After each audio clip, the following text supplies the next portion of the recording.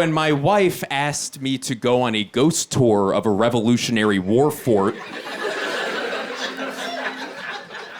I said yes, even though that sounds like shit.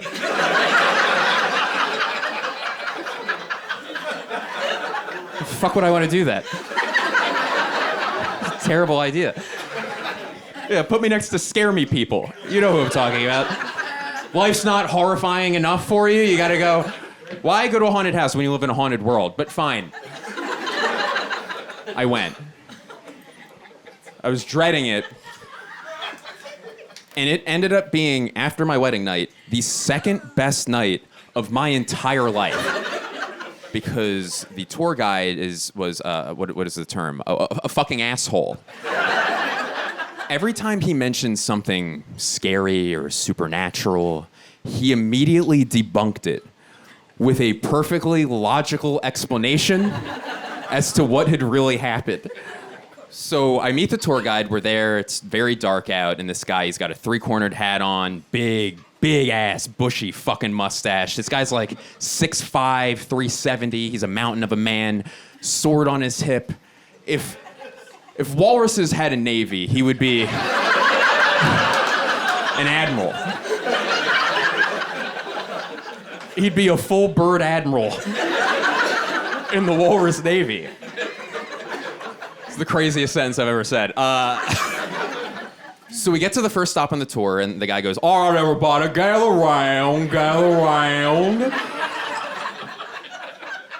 Now, if you gaze across this fort, what do you see? Nothing but green grass everywhere. However, if you look at this 1 2-foot by 4-foot rectangle, you don't see any grass at all.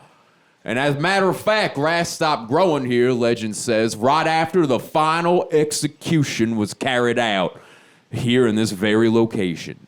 It's almost as if the grass is too haunted to grow here. Or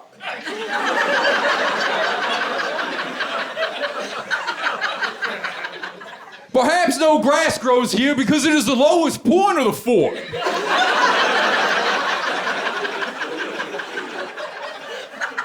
And whenever it rains, all the water congregates in this 1 2-foot by 4-foot rectangle, rendering it impervious to seed.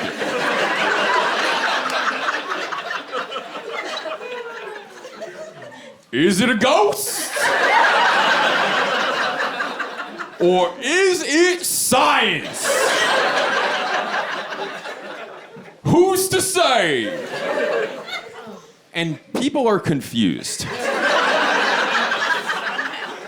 This is not what they signed up for.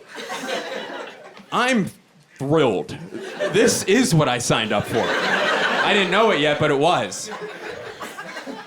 So the tour continues, and we get to the next stop on the tour, and the guy goes, all right, everybody, gather around, congregate. Now, I need everybody here to be quiet. What is that sound you hear? What is that sound? Listen up, what's that sound? That's right, silence. Can't hear nothing. However, multiple times over the year, we have our guests stay overnight here at the fort. We do a little camp out. And multiple times at 4 o'clock in the morning, our guests have heard a loud shrieking noise break out throughout the fort. A sound reminiscent of Mrs. Fredrickson when she found out that her husband, Colonel Fredrickson, the master of the fort, was beheaded by a cannonball in battle. And she was so upset, she hurled her body off the parapets of the fort, screaming all the way down until her body crashed into the ground, and she died. They say that noise was her ghost. Or perhaps that noise happens because we're in an area native to the northeastern red fox.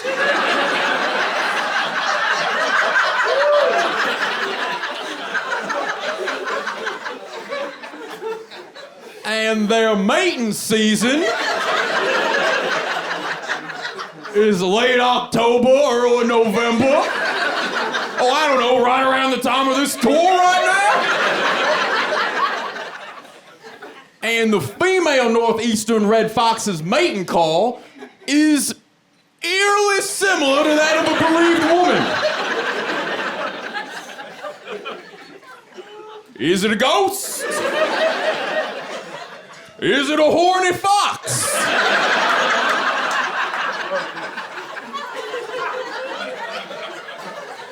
Who's to say? And I have pissed my pants laughing. I'm with urine. People are furious. There was a lady on her phone looking up a refund for the tour that she was currently on.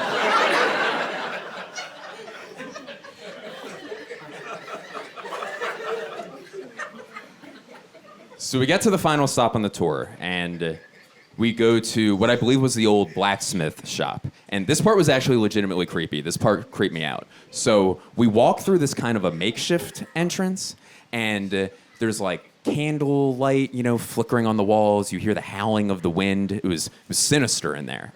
And the tour guide goes, all right, everybody, circle up. Now, you might notice that we walk through a little makeshift entrance. That's because that main door, it's not stuck, but it would take many a strong man to open up that door. However, every once in a while when we're closing up for the night, we have multiple tour guides report that they see that door wide open. It's almost as if the ghost of the blacksmith, who literally cooked alive in this very location, swung that door open to get one more breath before he passes on to the other side. Perhaps it was his ghost that opened up that heavy door there, or perhaps that door is open because we're 1.5 miles away from the airport. And when those big old military planes take off, they create a sort of suction. A suction, I don't know, strong enough to open up that big old door over there? Who's to say? And this woman snaps. She goes, God damn it!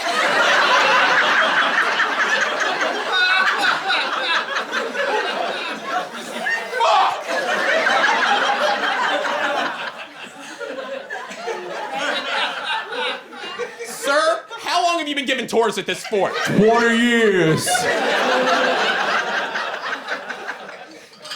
In your 2 decades giving tour at this fort, have you ever seen a ghost? Have you ever seen one ghost? My guy goes, Madam, I have noticed in my life that there is a direct correlation between one's level of education and whether or not they see ghosts.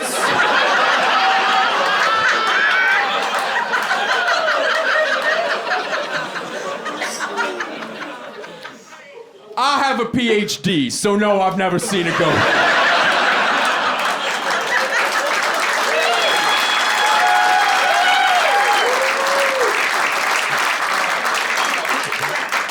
I'll pass that on to him.